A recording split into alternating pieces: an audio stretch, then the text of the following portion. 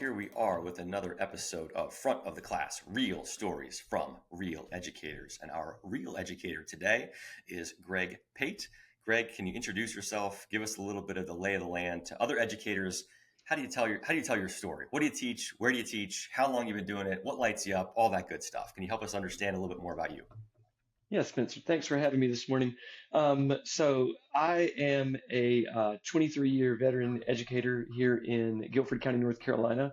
I currently teach at the STEM Early College on the campus of North Carolina A&T State University as part of the Guilford County school system.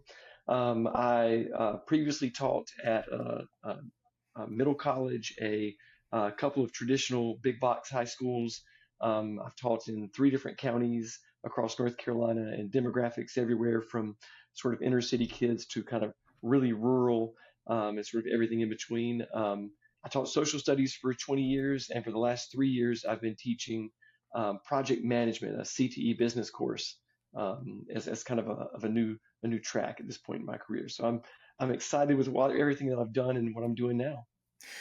Well, to those who maybe are earlier in their career, hearing like, whoa, inner city, rural, STEM, all kinds of these different experiences, social studies, project management, can you help us understand a little bit more of like, how have you navigated some of these changes? Are some of them coming from school districts like, oh, hey, we need somebody over here who's willing to do it? And you kind of say yes. Or some of them being more self-directed that you want to go seek out certain specific opportunities? Can you give us a little understanding or maybe a couple of specific examples when you've made changes from one school Hmm. to another or one district to another or one subject to another? How'd that happen? Like, are you being asked? Are you proactively raising your hand? Like, help us understand how you've managed to change so many areas in your career so far. It's a combination of a little bit of everything. The very first position I ever had was an interim position teaching horticulture and agriscience, and I ended up in that spot because the college that I went to had a work program that included, people who worked out in the forestry and on a farm, and I grew up on a farm, and anyway, this school needed an interim horticulture and agriscience teacher, and they called my college. My college professor called me and said, "Hey, do you want this?" I would have stayed and done that, but that really wasn't an option. They were kind of transitioning out of that program, so then I had to find a job.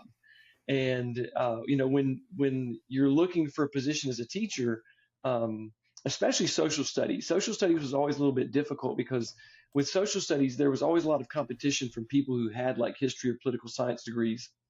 um, they were applying for the same jobs that somebody who was like a licensed educator might apply for. But I was looking all over the state of North Carolina, and I found a small rural county, Stanley County, North Carolina, that I visited when I was a kid and enjoyed it. So I was like, let me check that out. And so that's how I started working at that first high school, which was a very small high school. I think the total enrollment there was maybe 550 students. Kind of school where kids would like drive tractors a couple times a year, to have fun. Then when I met my wife and she was living in Guilford County here, I transitioned. I needed a job closer to where we were going to live, so I moved up here, and that's where I ended up in a school that had more of an inner city population. Um, but it was actually not too big of a stretch from the demographic of students that I was teaching in Stanley County. So I kind of transitioned into that one a little bit pretty well. From there, it had always been a dream of mine to work at a middle college, early college. So when I saw a spot had opened up here in one in Guilford County, the Greensboro College Middle College, I jumped at that opportunity. And then when the principal who hired me there moved to the STEM Early College, by sheer coincidence, they happened to have this current position for teaching project management. And I felt that it sort of aligned with what I was enjoying kind of outside of school, sort of STEM projects with my own children.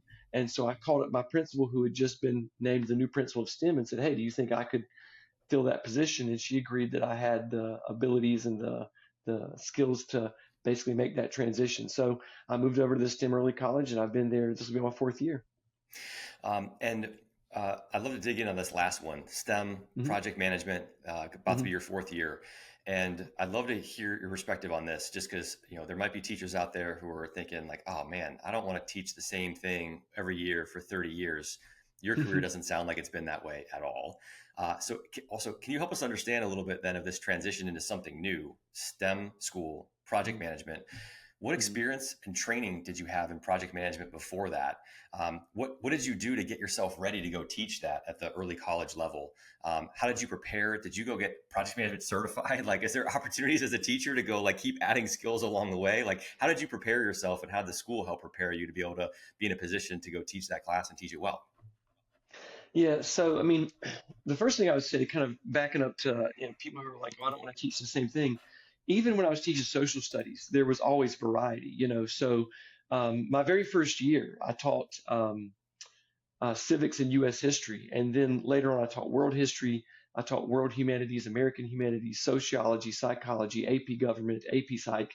So there's always opportunities to teach different things in any given subject matter, and they always need teachers for different subjects in a category. So I would say that the one cool thing about being a teacher is that you never lack for an opportunity to learn something new and try teaching something new. You don't have to make as drastic a change as I did in switching like complete departments, but when I knew that this project management spot was going to be available, I didn't really know very much about it. I mean, I knew sort of like what project management was, but I didn't really understand how that was sort of taught at the high school level. So, um, and I think I should also point out kind of the obvious is that I did have a benefit in that I knew the principal of the STEM early college really well ahead of time. So it was very easy for me to approach her and say, you know me and I know you, and what do you think about my abilities and what would be available to me? And so that was sort of a benefit. But I think that honestly, any school that wants to recruit someone to teach a particular topic, if it's not something that they're really comfortable with, we'll step up and help them out. So I don't think that anybody would be left to hung out to dry. But what I said to my principal was, I'd really be like, interested in this. What can I do to find out more about it? She said, here's the email address of the guy who's currently teaching it. Get in touch. So I sent the current teacher an email and just said, hey, here's who I am. Here's what I'm thinking. Would you like to talk to me? And he sent me a syllabus. He sent me some state curriculum, and then we made some time to sit down and like talk on the phone for a little bit. After all of that, kind of reading through it, I felt like this was something that I really could do. So I made an appointment to come over to the school towards the end of the school year and actually see it in person, meet him, kind of like go through the lay of the land, talk about what he did on a daily basis, what his schedule was like, look at his resources. He was able to give me a textbook and a big binder full of some materials that he had curated over the several years that he'd been teaching it. And so, at this point, I'd pretty much decided and told my principal, yes, I feel comfortable doing this. Here, and I told her, I said, here's my plan. So my plan was, because I was fortunate enough to find out about this at the end of a school year before I wasn't doing it like right at the start of one. Yes, So to spend you the had all summer getting summer. ready, You had all summer I to had all prepare. summer. Yeah. Yeah. So the first thing I did was I read the textbook, which was the most boring textbook in the world. I mean, it was like if you had insomnia, I tell my kids in class all the time, I'm like, if you have trouble sleeping, you take this textbook home. You will not, like, it is just dry. And that's kind of a joke because it wasn't a textbook that was meant for high school kids. It was actually a textbook that was meant for professionals who wanted to become project managers to prepare them for that like official licensing exam. Um, but the state of North Carolina wanted to use that book, and so I took it. I read through that book. That was a big help. I did a lot of online reading. People who were project managers and were helping other people get prepared for the exam. And then I just read through the curriculum that the state provided. I did a lot of like vocabulary research to make sure I understood the terms they were using.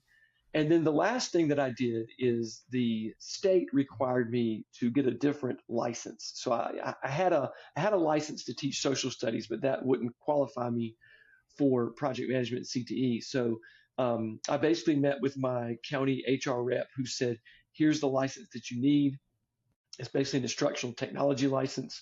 I went out and did what every good student does. I bought a test prep book, a couple of them, and did a whole bunch of online quizzes, and then sat down and took my Praxis 2 exam for instructional technology and passed that. And so then I'm, licensed to sit down and teach the class.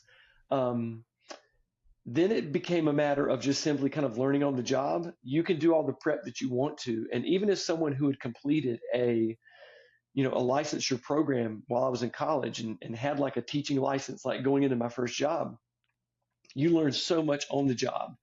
And I always tell, I've worked with a lot of student teachers, new teachers as mentor, and I always tell them the same thing. It's going to take you at least 3 years to really feel comfortable in whatever subject you're teaching. It doesn't matter if you have a degree and a license. It's still going to take you about 3 years to fully kind of grasp like the best way to teach stuff and to get the information you want across to the students so that they can, pull it back out when they need it. So yeah, it's taking me about 3 years, but after about 3 years now, I feel really comfortable teaching this course and look forward to it, the start of a new year every year. Thanks for sharing all the background that went into Yeah. that, right? Of actually sitting in on the classes of the person who taught before you, getting Mhm. his materials, notes, reading the most boring textbook in the world, I think is the quote. Getting Yeah. certified, right? Like there's a lot of Hmm. stuff that you did there. So kudos to you for also taking that seriously. If like you're going to teach something, you better know it yourself. And also, I just want to highlight this, right? Of like, again, like for teachers out there like I've been teaching the same thing, I got past my 3 years, now I might be doing it for 7 years, like this is kind of getting stale. Like there's always something else out there that you can go learn, improve, Yeah. etc. And actually for this STEM school, because you've been teaching there now going into your fourth year, can you just paint us a picture for those who maybe still haven't seen a STEM school Hmm. or don't know what it's like or they don't have one locally, like when you walk into your classrooms on the first day, on that first school day, like what do you see? How is STEM different from other high school classes that you've taught? Like what's different? What's the same? Like what would you call Yeah. out to a teacher who's maybe like, I've heard about STEM, I'm not really sure if I'm qualified or how to get into it. Like what would you share to them of what the class looks like? What's different? What's the same? All that kind of good stuff. Well, there's a second kind of part to my particular school, which is that we're an early college, and so that does make things look a little bit different. But just in terms of like STEM schools in general, the way ours works is um, the classes have like a STEM focus. So we have a lot of science and a lot of math classes that our kids take. But what really makes our school a STEM school is because of that early college component. When our students finish their first 2 years, the second 2 years of their high school career, they're actually college students on North Carolina A&T's campus taking college courses in tracks of engineering, um, healthcare management, biology, or environmental science. And so there's really kind of that big STEM push the last 2 years. In the first 2 years when I see them, my course is very STEM related in the sense that even though it's technically a business course, we teach it very much like a engineering class. And we use a lot of engineering and design principles. And so if you walk into our school, any classroom you walk into, you're going to see these identical posters on the wall that outline the engineering design process. And the engineering design process, basically like walks the students on how to like problem solve and iterate and reach their full potential on any project. So even if it's like an English class project or a social studies project, we expect them to kind of apply the engineering and design process to do that. So that's one thing that sort of makes it different. Um, each individual teacher is sort of allowed to make it STEM related in kind of their own way. So, for example, an English teacher could have the kids read and write in a more technical manner for some of their assignments than they might in like a traditional high school class. A social studies teacher could focus on innovation and invention throughout a time period, in a history course. And then, of course, the math and science teachers, it's STEM built right in. Of course, STEM is also a lot of technology. So at our school, we have a position called a technology facilitator, an instructional and technology facilitator, and their job is to help teachers who want to use different types of technology in their classrooms. So if there's a teacher who wants to, use a gamification system of buzzers and they don't know how to do it, this person would step in. Or if there's someone who wants to start using AI to help students do projects, there's someone who can step in and help with that. So that kind of like rounds out the whole sort of STEM component to our school. So, we tell kids when they apply, like, if you want to be a part of this, make sure you really like STEM, because if you don't, it's going to be a pretty rough couple of years, because pretty much everything we do is focused on helping you get ready for like a STEM pathway in college and a future career. And those engineering and design principles, just curious, could you expand on that for maybe just one minute of what's different about by virtue of infusing those principles into a project management class or an English or whatever it is, like what are some of those principles that come through in the class that maybe you haven't seen come through in previous non-STEM related schools? So like, what are some of those principles and how do they come to life? So I think like the biggest thing with the engineering design process is that you ask the kids to basically like define a problem, come up with a solution for that problem, then they need to they need to test that solution, and then based on how that solution works, iterate to make it better. And when you teach something like social studies, you generally kind of like give the kids an assignment, say just do it. You don't Yeah. really ask them to like come up with a solution for that, and then see how well it answer the problem and do it again. You sort of feel like maybe there's a bit more of a time crunch, but um, by saying to kids, like, for example, in an English class, and English classes actually it works really well because a lot of times in an English class, you would have kids write multiple drafts of something. So they would come up with a draft of the paper. They would have a peer or a teacher, look at it, grade it, give it back to them, and let them work on it again. Um, in math classes, I think there's an opportunity for that. If you're giving students an opportunity to solve a really complex problem, there might be multiple ways to solve it. Let them have a chance to figure out how they're going to solve it. And then based on how they did, show them how they could do it better.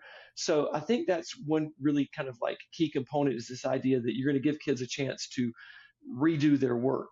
And after it's been kind of like, critiqued, to give them an opportunity to make it better and reach their full potential. And I think that's, so important when you're trying to educate anybody. You want them not only to just do it, you want them to figure out how to do it really well. And sometimes that takes a couple of tries. And classic education environments don't always allow the opportunity for students to kind of do and redo things. Yeah, that iteration process is also much more indicative maybe of how the working world works. Like there's never been a time where, Yeah, hey, here's my work. Okay, B, move on to the next. Like, no, it's like you yeah, keep iterating. exactly. Like you just keep iterating. How can we improve? How can we make this better? I'm curious, how do you approach that first day or that first week of a new class? And how do Mhm. you set the tone on expectations of, what the students should expect in that class, how they should, like how you expect the classroom to be run, what they expect of you, and how do you also set that expectation with parents? So in that first day, week, maybe 2 weeks, whatever approach you use, how do you set that expectation of what students and teachers should expect out of you in your class in those early days of a new school year? So, and it's going to be, I think, a little bit different for obviously every individual and every school and kind of every classroom because some of the things that I've used at one school don't necessarily always translate into the next one, but kind of a boilerplate like this would work kind of anywhere is, the first day we spend a lot of time talking about, what the class is going to look like, what I expect of the students, what they should expect of me, but also kind of how we're going to do things and how it's going to be different than maybe other classrooms. Um, there is, gosh, this is a classic old book now. It's called The First Days of School, and it was written by a guy, I think his name was Harry Wong. And there was a video series that used to go along with it. And I think I found out about it maybe like the first school I taught at. But in the book, he basically tries to outline like, here's what you should do in the first days of school to have like a successful school year. And one of like the things that I've always kind of stuck with is he pointed out very early that there's a big difference between rules and procedures. And so one of the things that I spend a lot of time the first couple of days in the first week of class doing is making sure students understand procedures, just how we're going to do things. In my current classroom particularly, um, we have a lot of like tools in the room. Like there's like very expensive 3D printers, there's laser engravers and cutters, there's like actual physical like saws and drills and tools and a lot of supplies. And so we also have a room that has a lot of like outlets in the floor. And so one of the things I have to do in the first day or two is explain to the kids like, hey, you can take the covers off the floors and plug your stuff in, but you have to like leave them covered because we can't have people tripping. Like it's a safety thing. Um, but then also it's like when we go to turn in papers, here's how we're going to turn in papers. You're going to pass them to the table in front, of the table in front, and I'll just come across the front row. And we're passing things out. I'm going to pass them to you, and you're going to pass them back. And we just lay out simple procedures like that, and we work on that kind of stuff the first week to make sure that we're using our time efficiently, that everybody knows what to do when it's time to do it. Everybody feels comfortable. Everybody feels safe. Everybody feels like they can operate in that environment. And even when I wasn't in a classroom like that, uh, the classroom before the one I had now was incredibly tiny. Like it was a shoebox sized classroom. I think like you could like comfortably fit about 16 people in it, and like that was it. Like it was so small. And so in that particular classroom, my procedures were more like, hey, if you need to go to the restroom, here's how we do it to try to like minimize the disruption of the whole room. And if we do need to pass stuff out, or we are going to get up and move to work with a partner, like here's the procedures we're going to do. Um, and it was completely different because I had to explain to the kids how to operate in this really tiny space. And now it's kind of a different set of things that we want the kids to be aware of. But just simply laying out those procedures as opposed to the rules, and making sure the kids understand like this is just how we're going to do things. And then also sending that information home to parents so that parents know kind of like what you expect of the kids, what you expect of the parents, what the parents should expect of you. Um, like for example, parents always want to know, like, you're going to contact me if things aren't going well in class. And so in my syllabus, it says very clearly, like, this is what would trigger me contacting you. And if you haven't heard from me, you can rest assured that that hasn't happened. And so, that's kind of a way for them to feel comfortable knowing that if, if they haven't heard from me, it's all good. Yep. And then like that was early in the school year. How about at the end of the school year? How do you look back at the end of a school year and kind of determine, did I have a great year this year? Was I just okay Mhm. this year? There's test scores, there's maybe thank Mhm. yous, there's just your general feeling, there's some sense of progress you could see in students. But I'm always curious to explore with other folks because sometimes this is a hard thing to figure out as a teacher of like, how did I do this year? Like, did I have a good Mhm. year? Did I have a great year? Like, maybe my test scores were great, but it didn't feel like we actually nailed X, Y, or Z that I really wanted to. So Mhm. I'm curious, how do you explore that question for yourself? Not with anybody else's input, but how do you explore that question for yourself at the end of a school year? Well, I think that, sometimes to outside observers, I think there might be a push to like look at your scores and say, but I think that the more you teach, the more you realize that, the scores aren't always going to be it's just one test, Yeah. So, um, I'll look at kind of overall, how did the classes do overall? Like what was the average? On average, did everybody, meet the expectations that I set out for them? And if they did, then I think that's kind of a win. If things, you know, didn't um, sort of meet those expectations, if I look back and say, um, not everything went the way that I had planned it and imagined it would go, I then have to look and say, was that on them? Was that on me? Was that on some sort of confounding variable that nobody could have, accounted for? Um, in the current class that I teach, we do a lot of hands-on projects. And one of the things that I kind of sort of always look for is engagement. Like, are the kids engaged? Are they enjoying working on it? Did they produce something that was quality? Uh, did it did it take like the time or um, effort, requirements that I thought it might? And sometimes I look back and I say, gosh, that project was fun, but it really didn't like teach them the things that I wanted them to learn. So next year I'll go back and I'll rewrite that project and I'll change it so that I feel that it better covers the material and gets the results from the kids that I want them to get, not just in test scores, but in like learning, what it is I want them to learn, to being able to apply the concepts that I want them to apply. And I think you could do that kind of with any classroom. You look and see how the students are responding to questions. Can they apply the knowledge in conversation, not necessarily on a piece of paper, but just in talking to you of what you've been trying to teach them? And if they can't, apply that, then I think there's some work to be done. My own kids, I have two boys, they're twins, they're 14 now, and I love it when we're watching TV or a movie, or we read something in a book, or we're out and about and they go, oh, that's like when we learned about in so and so's class, and they talked about, and I'm just like, oh man, they're learning something. Like it doesn't matter what the test scores they brought home said. Like they got something in there, and they're like remembering it, and they're comparing what we're seeing in a TV or movie show or a book to what they learned in class, and like that's sort of what I look for in my own students. Yeah. On that note, I was talking to a teacher recently, and he said one of the students' parents shared that they overheard him playing, Xbox or video games. They were playing something, right? And as they were talking, like the kids like were talking about how this aspect of the game related to the Bill of Rights, and maybe it was number four, right, or the Fourth Amendment, or Yeah. something. And I don't remember all the details, but we just like hearing that from a parent of like my kid was playing video games, talking about the things that he learned in your class was like Hmm. that's like there's no way you're going to bat 30 out of 30 or 16 out of 16 with that happening. But when you hear stories Sure. like that, it's like, oh, I know I'm getting there because they're having fun with this. They're seeing the application of this in their own lives. And actually it might be interesting of, you know, I've never thought about this out loud until now, but like, hey, with engaging with the parents in that first week, first month of a new school year, of like, by the way, one of my favorite things is when the kids are applying things from class into their personal Hmm. life, or they're bringing things up. If there's ever a tie back to my class, please let me know. Like I thrive on that. Like I never know if it's being thought about outside the classroom or talked about, but if it ever is, like bring it back to me. Like I want that feedback.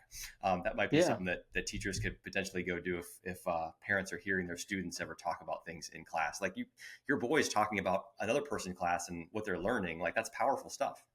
Yeah. It really is.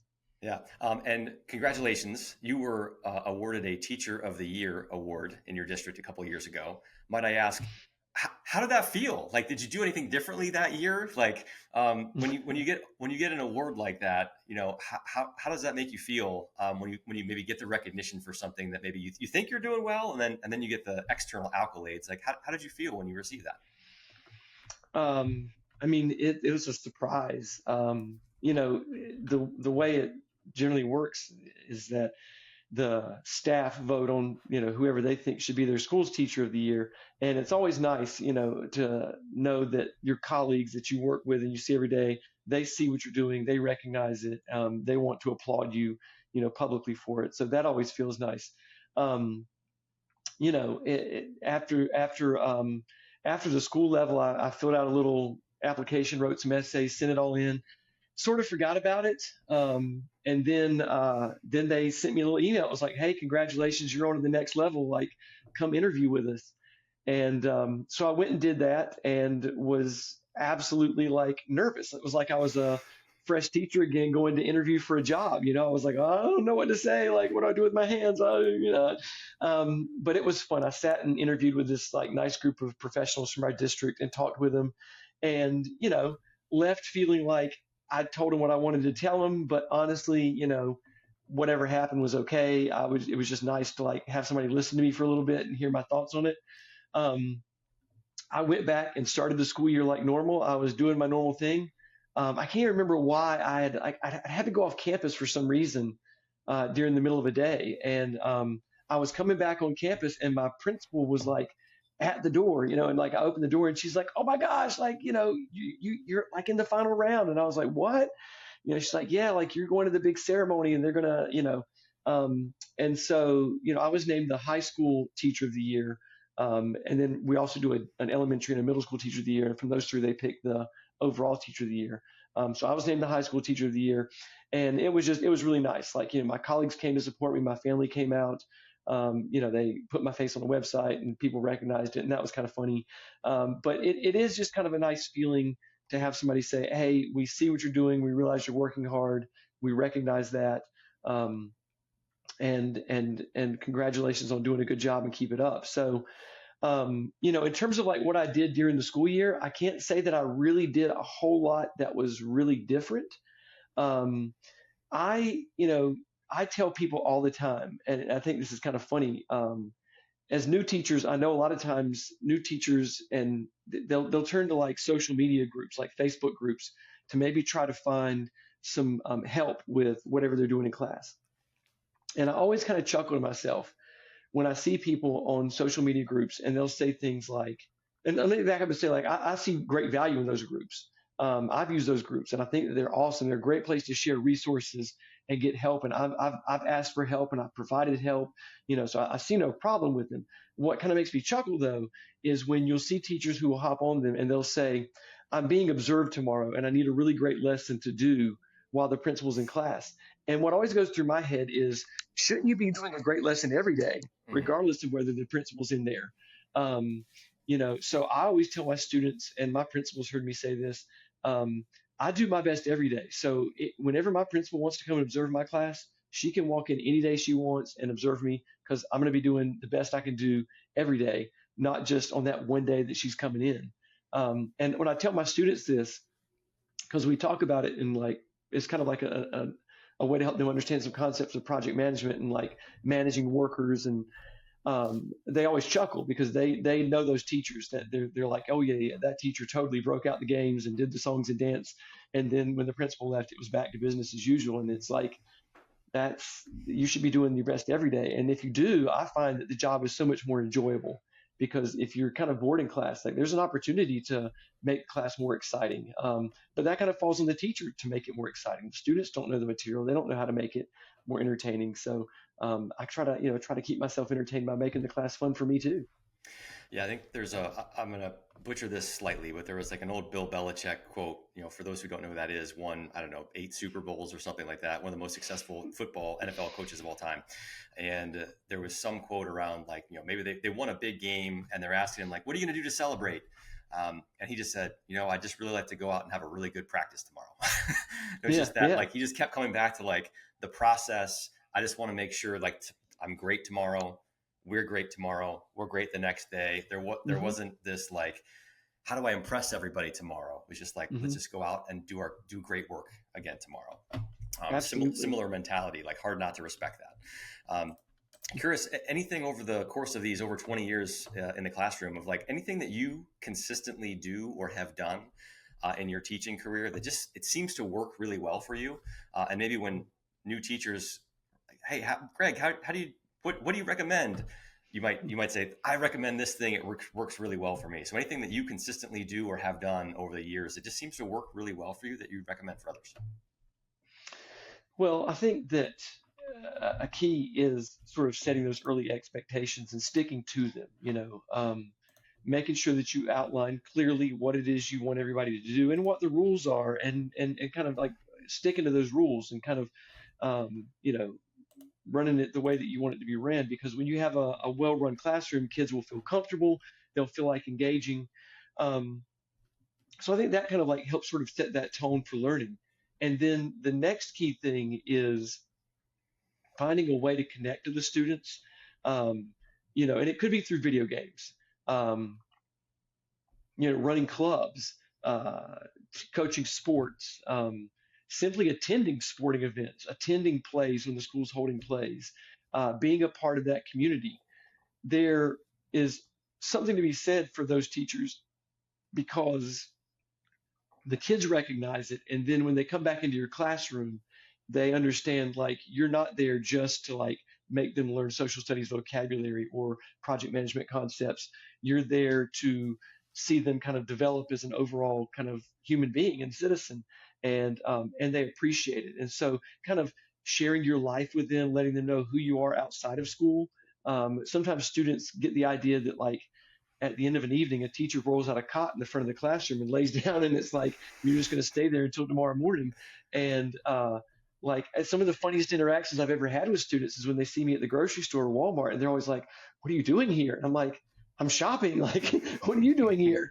And it's like they imagine that I'll just live in that classroom, and it's like, no. So early on, I try to explain to the kids, like, no, like, I've got a wife and kids, and like, you'll see them here at school, and they come to school events with me, and you'll hear me talk a lot about what I did over the weekend and the things that I enjoy. And I want to hear what you guys did and what you enjoy. Um, and, any sort of like thing that you can do like that to kind of connect with those students is going to help them feel more comfortable with you, take you more seriously, listen to you. You end up working together instead of sort of against each other, which is somehow sometimes can be how students sort of view the teacher-student relationship as adversarial instead of cooperative. And so anything you can do to make them feel like, hey, this is us working together to get this job done, and I'm here to help, the better off you're going to be. So I always look for ways to do things like that. And like I said, just be involved with as much that's going on around the school as you possibly can, because the kids like that. They like to know that you're there not just as a teacher, but as like a human being who does normal things like they do. Yeah, So I would say that. and authentically too, right? Like if you're Yeah. a teacher and you don't play video games, don't try to talk about video games, right? But like Oh connect on no. something where there's an authentic connection going back and forth. Yeah. Um, any proudest moments you've over this 20 plus years in education? Any proudest moments that you look back on and think, man, that was a really good student experience, a really good year, a really good project? Anything that you look back on, maybe it still makes you light up or smile because it was just such a great moment. Um. Yeah, man. So the first school that I was at in Stanley County, I was there for about 10 years, and kind of going back to what we were just talking about, the ability there to connect with that community. Um, I really felt like I was, a part of that whole community. And it was, I mean, it was one of those kind of places where it was a small town. So like you went to the grocery store and you literally like saw the parents of your students like there as well. And I was really proud of the way that I was able to kind of connect with that student group, with those parents, with that community. I enjoyed that. Um, the When I first started teaching AP psychology, I really grew that program at the school that I was at. When I started teaching there, they offered one section of AP and one section of just honors psychology. By the time I left, we were up to two sections of we were up to like maybe two sections of standard psychology, AP psychology, and honors sociology. So kind of growing that program, and that was another one of those situations where I wanted to teach some different stuff.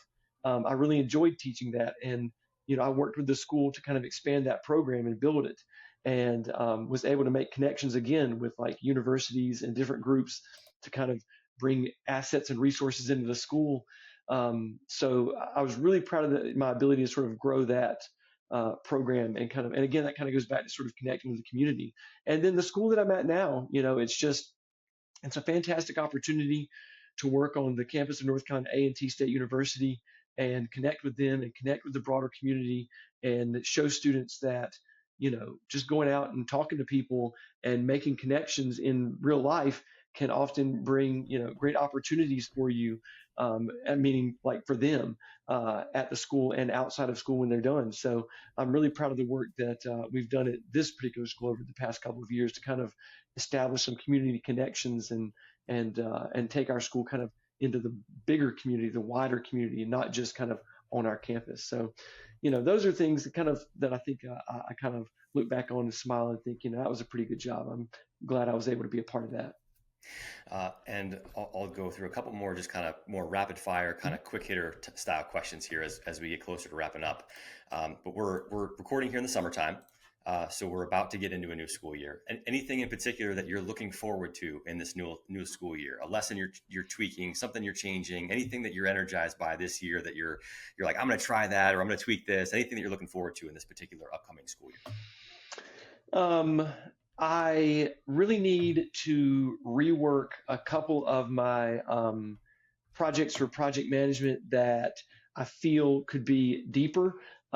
So like we have kids do things like build chairs out of cardboard. Mm. And over the years, what's interesting is that the students over different years, like the freshman, sophomore, junior, senior, have started to share with the freshmen, like, here's what we did. And so they're coming into it way more prepared than they there's were the that first original year. AI. Yeah, there's the original AI right there. Like, hey, Exactly. let me just go talk to somebody who did this already. Yeah. Yeah, it is. And they're coming in like so much better, like ideas of what they're going to do. So I need to expand that project and make it kind of a bigger project, a better project, to get them to kind of dig a little bit deeper into it and make some kind of like different tweaks to it. So I'm looking forward to kind of reworking that one. And then I've got a couple of teachers who have already reached out to me this year who want to do some cross-curricular collaboration where we'll come up with a project together. Their kids will work on it in my class time and their classes, and then they'll eventually take it back and present it to their classes. And so that way they get a chance to talk about another subject in project management and get used project management in another class. So it shows them kind of like how they're going to be able to mesh these things together. So I'm looking forward to that collaboration this year. And did you get your master's in education? And if so, when did you pursue that kind of in your career? And what did that unlock for you? So I have not done that. And I've gone back and forth over it for a long time. Very early in my career, I was encouraged to do it. But right about the time that I decided I was going to do it, the state that I'm in decided they would no longer offer any sort of a salary bump for having your master's. Mm. And that sort of took a little bit of the kind of like motivation at the time out of it. I've thought about doing it again since then, but kind of life sort of keeps butting and getting in the way, and I know it always will if I let it. So it's still on my potential to do list. There's always that possibility of getting a master's for administration or a curriculum or whatever it might be. So it's still a possibility for me. I just think I need to find the right time and the right topic to motivate me to jump in and do it. And what to you is the single best thing about this profession, education? What's kept you in it for these 20 plus years? Well, there's two things that I always come back to. And one is that, I think a great teacher is going to be a lifelong learner. And education sort of gives you that opportunity to continually learn, because if you're going to have a great classroom, you need to be on top of whatever the newest and latest and greatest stuff is. And being able to connect with your students is about, doing things in a new way. So learning the new technologies, learning the new topics, finding out what the new stuff is.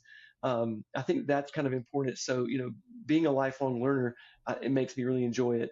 The other thing is I worked with a guy, he was really probably one of my biggest mentors. His name was Jim Tuzanu, and he was an EC teacher.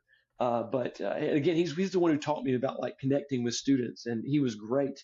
But he really believed that teaching was a way to impact the future, because the students that we have today become the citizens tomorrow, and they'll be the ones who are they'll be the doctors that I need to go see when I get older, and they'll be the people managing the banks. And so he really felt strongly that we weren't just educating kids to get them through high school, we were teaching them the skills and abilities necessary to like develop a great future. And so those two things kind of always come back to me, like the ability to always get to learn something new and to be able to like impact the future in a positive way. I think that's things that keep me coming back each year saying, how can I make a difference this year and what can I learn that's going to be new and exciting? And what's the single toughest part about this profession, or the hardest, or the thing that if you had a magic wand and you could change it, what's the one thing that you might change? I think that over the years, there's been this idea that maybe a way to put it would be that schools and education might be run sort of like a business. And and people look for kind of like the same kind of business data to kind of judge and measure how work goes on at a school, and those things don't always mesh. It's kind of killed some creativity in the classroom because teachers feel so much pressure to kind of meet the standards that are being set them, like a business might set for a sales employee. That now it's kind of like, let me find the most efficient way to get these kids to hit these numbers. And what you lose is you lose that ability to let students kind of learn on their own, to go after the topics that interest them, to be creative in the classroom.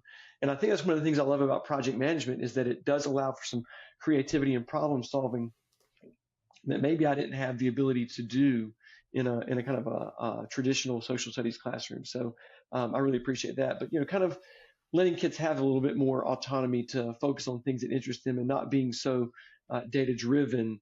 So two more really quick ones. Okay. One, you mentioned Jim Tuzanu. Mm. Any other teachers, educators throughout your career, maybe people you work with now that you just want to shout out? Who's doing a great job? Like, let's just share the love, share the positivity. Like anybody you want to call out. You mentioned one, like anybody else out there who just deserves a shout out because they're just doing great work. I mean, honestly, like the entire staff that I teach with now. It's a small school. We only have 9 teachers. Um, but literally every one of them is at a school where they know that they have to give their best every day. Um, our social studies teachers, Tarna Offhouse and Natasha Miller, our science teachers, Travis Wall and Ashley King Bennett, the English teachers, Alexis Gines Hoyes and Elizabeth McCandless. The math teachers, we just have a new one, so I'm not sure what the new person's name is, but Eric Dillard is our other math teacher. The entire office staff, my principal, Sherry Keels, they're great. The previous school that I taught at, we had one of the best departments of social studies I'd ever seen in my life. Julianne Hollinsworth, who's now in Alamance County, Grace Keener Jones, who's down I'm not sure exactly what county she's in. She's near Mecklenburg County, near Charlotte. There's just like so many great professionals out there. People that I've learned from over the years. People that I know that if I need help, I can go to and say to them, "Hey, how would you do this? Do you have any ideas about that?" Um, it's funny. One of the social studies teachers that I teach with now, Tarna Offhouse, she actually taught with me at our previous school when I was teaching social studies at Eastern Guilford, and I mean she was a rock. Like anything I needed, she was there to help me out with and kind of get me going in those first couple of years when I was at that school. And she was also instrumental in sort of helping me, transition. She let me know that actually this position was open at my current school. So she's always been a great teacher for helping out lots of others. And she's kind of a great one in the community as well. And any last words of wisdom, anything maybe that we didn't have a chance to discuss that you still want to get out for educator listeners out there, or anything that you did share that's just so important you want to say it one more time? So any new or repeated final words of wisdom?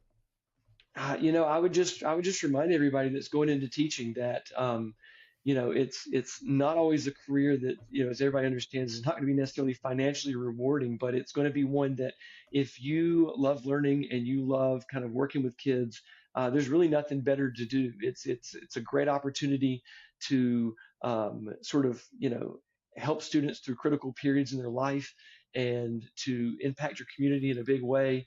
To continue to learn, to continue to make yourself a better person, and especially if you're a new teacher, it's going to take time to develop your style and develop your classroom. But once you get it, you'll have it, and you'll be able to just make it better and better every year, and that makes the job even more and more fun every year. So just stick with it and don't give up on it too soon because it's a great career and a great profession. Well, Gregg, thank you so much. Real story from a real educator, spanning over 20 years in the classroom, most recently STEM, figuring out that project management, 4th year in, so now feeling good about it, Yep. and already talking cross collaborations. And you've got your students through the years already sharing information of how to construct the perfect cardboard chair, where maybe you're going to have to make it a couch this year. We're going to find out. Absolutely. Oh, it's a great idea. Oh, I love seat. I like that. Oh, perfect. Gregg, thanks so much for joining Yeah. us. Appreciate your sharing your story.